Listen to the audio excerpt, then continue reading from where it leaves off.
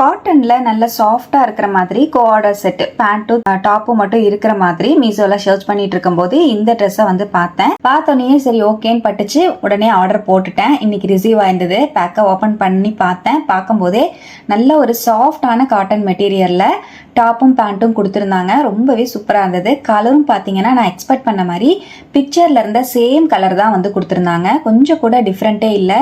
அப்படியே நமக்கு பிக்சர்ல என்ன மாதிரி இருந்ததோ அதே மாதிரி தான் ட்ரெஸ் வந்து ரிசீவ் ஆயிருந்தது. அந்த பேட்டர்ன் ரொம்பவே நல்லா இருந்தது.